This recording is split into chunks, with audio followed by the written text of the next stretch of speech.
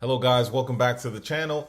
Today I want to talk about Tezos, and I'm going to take a deep dive into this project and see if there's any potential and could this project skyrocket come next bull market, which could be if history repeats itself 2025. So this channel is all about me taking a look at projects, either big caps, mid caps, small caps, to see, me doing my own research if it's worth the investment for me. And I'm bringing you guys along for the ride, and then you could do your own research and see if you agree. But if Tezos is something that interests you and you want to see what my findings are, stay tuned till the end of the video and see what we get. So looking at the market right now, Bitcoin can't break that 24,000 mark. We're still hovering around 23.5. ETH's been at that 1,600 range for a little bit now. Overall, we're chopping sideways, so no drastic moves up or down. Looking at the market sentiment currently, we're at neutral. So yesterday we were neutral. Last week we were agreed. So you can see that we're cooling off a little bit here. But still, we have some headwinds. We have Gary Gensler and his, banning staking. And now you have BNB coin listed off of Coinbase. So there are things coming up. That's some small headwinds there. But overall, we're still not in fear, so that's good. That's what we want. So looking at CoinMarketCap and looking at Tezos and its rating, currently ranked at 52. Current price at the time of this video is $1.19.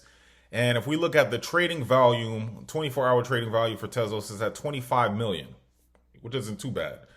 Has a market cap of 1.1 billion. Circulating supply of 928 million XTZ coins, which is the native coin for Tezos. So taking a look at CoinGECKO, this Tezos also ranked 52. So there's consistency there. Everything else is pretty much the same. So now let's take a look at the founders of Tezos. We have Adam Bretman. He has a background as a research engineer for Google X and Whammo. He also worked as a quantitative analyst for Goldman Sachs and Morgan Stanley. As far as schooling goes, he has a background in applied mathematics. Interesting about Tezos, the co-founders or founders are married. So let's look at the other founder, and what makes this project a little bit unique is that the founders are married. And the next co-founder would be Kathleen Brentman. She's currently CEO of Dynamic Ledger Solutions, which is a blockchain-based smart contract platform with an on-chain governance mechanism. And she also worked at Eccentric and Bridgewater Associates and the Wall Street Journal. So what is Tezos? Tezos is a decentralized, self-amending blockchain protocol. It offers a secure and sustainable platform that can evolve over time without having to hard fork. And that is what separates it from its other chains. So you have Ethereum, which is an L1 just like Tezos, and it had the issue where it was forked into, some people didn't agree with the direction of the project, and then you have current ETH that we have currently versus Ethereum Classic. And then if we have the originator Bitcoin, you had, Bitcoin people disagreeing with the direction of the block size. So then you had Bitcoin Cash versus what we currently have now and what we come to love, Bitcoin. So that's good. His vision of Tezos is to create a secure, decentralized, autonomous network that can handle any type of digital asset. Unlike many other blockchains, Tezos' on-chain governance system allows stakeholders to easily propose and adopt protocol upgrades and vote on amending the network without risking hard forks. This self-amending model also makes it easier to implement upgrades. So, again, what I just talked about, what makes it different from its, competitors, it eliminates the possibility of hard forks being created off the original chain. And this is also described in the white paper. So the programming language used by Tezos is OCAML. And this programming language is used because their clientele and what they're catering to is businesses and enterprises. And these type of businesses, they want something that's secure because a single mistake can cost the company millions, whether it be lawsuits with personal information being divulged or just, critical company information. So OCML is what they're using. And, for what their vision is and what they plan to do, I think that, it's fitting. Next, let's talk about Tezos and their validators, or in this case, they are called bakers. And the act of this is called baking. And basically, it's the act of signing and publishing blocks to the Tezos blockchain. Bakers are a crucial component of the proof of stake consensus mechanism by ensuring that all transactions in a block are correct and that the order of transactions agreed upon and that no double spending has occurred. Bakers validate all transactions and add them to the blockchain. If a baker behaves dishonestly, the protocol has a built-in mechanism that can cause them to lose their security deposit. So how do you become a baker? You have to hold or contribute at least 8,000 of the native token. And this ensures that if you have a financial stake into the blockchain, that you will act accordingly and won't do anything crazy to jeopardize the security. So I found that interesting as far as what they call their validators. Now let's talk about some of the tech implemented on Tezos. We have Ithaca. It introduced Tender Bake, which was a new and significantly upgraded Tezos consensus algorithm, which enabled fast finality and improved scalability for the Tezos blockchain. It also introduced a variety of other changes that improve the baking experience, such as reducing the amount of tokens required to be a validator, a rework of the baking and endorsement rewards mechanism, and more. Then we have in September 2022, Kathmandu, which enables smart contract optimistic rollups on bleeding edge testnets, preparing the protocol for the future full integration of SCORUS. Introduced the first step of pipeline blockchain validations, aiming to streamline the blockchain validation process. Implemented improved randomness with FDF's event and smart contracts, etc. Next, let's take a look at the speed. Current TPS for Tezos is 40 TPS, which is kind of underwhelming, given that you have the competitor L1s such as Avalanche, Solana, Near. All of these are faster than this current TPS. However, Tezos is faster than Ethereum and faster than Bitcoin. Now, let's take a look at the social media following. Let's take a look at the community or people interested in Tezos. So according to Twitter, they have about 468,000 followers. Looking at Discord, they have about 9,500 members.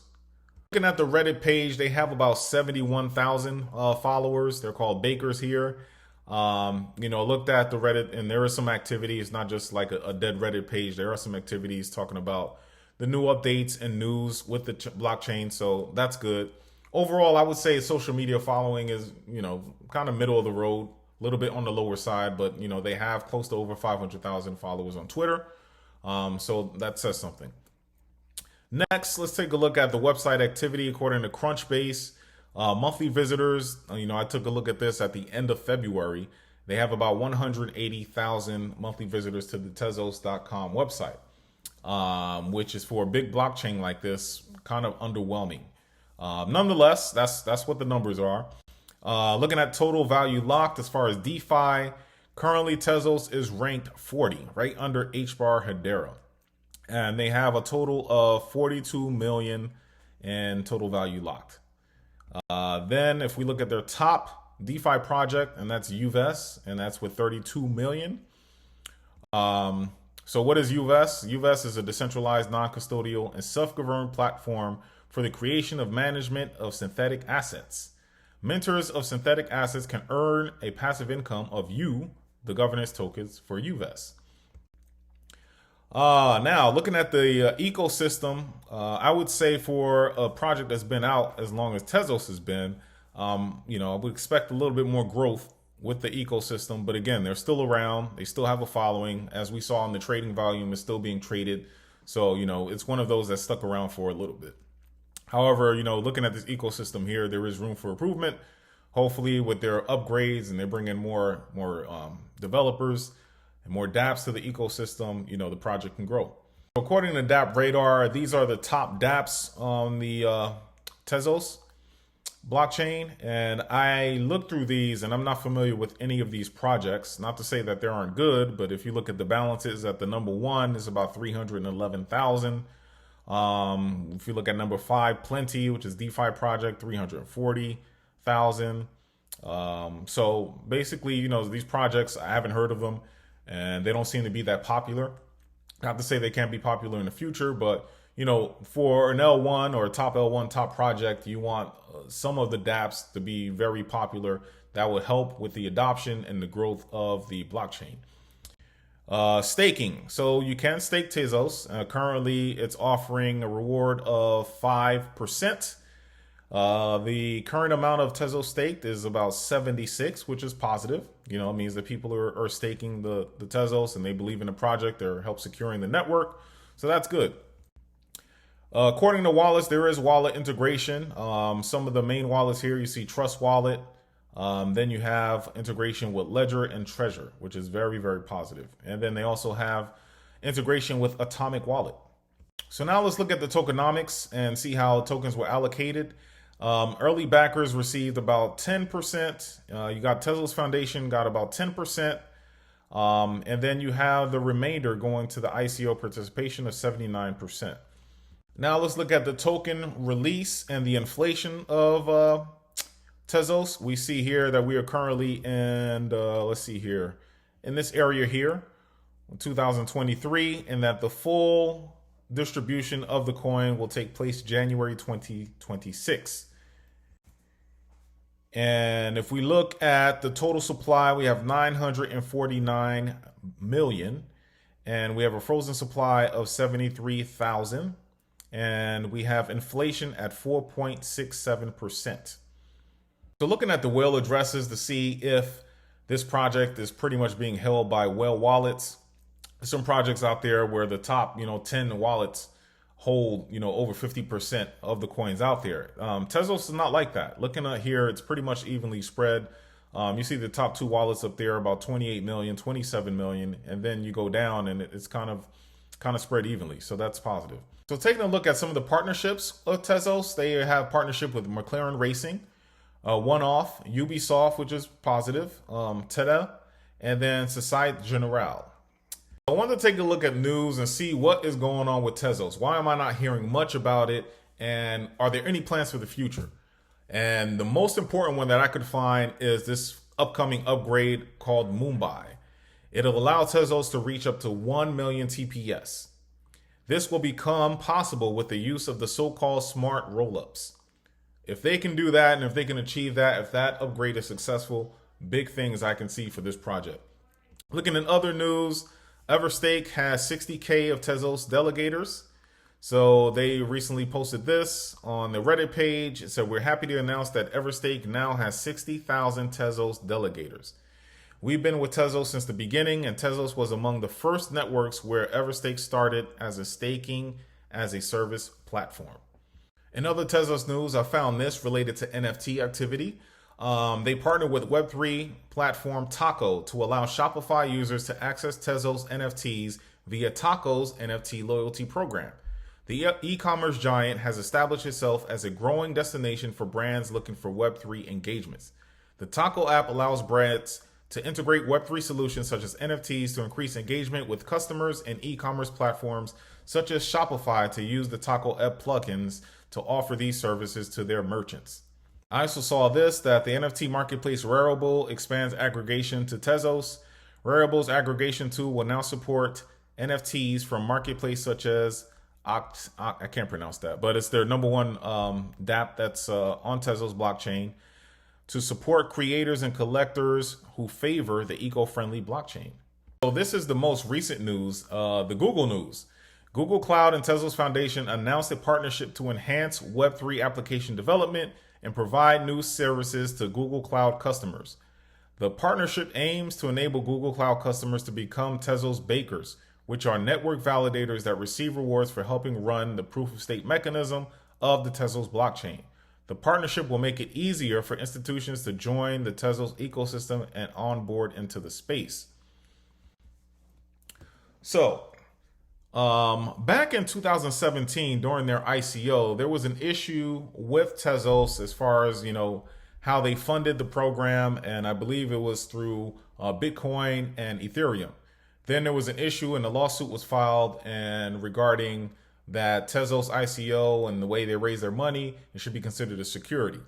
A lawsuit was filed and they settled out of court. However, I bring this up because, with all this news with Gary Gensler, SEC, looking at companies and looking at projects to be considered securities, I would say that this, and I highlighted this in red, could be a big bullseye for the Tezos blockchain, but we'll see.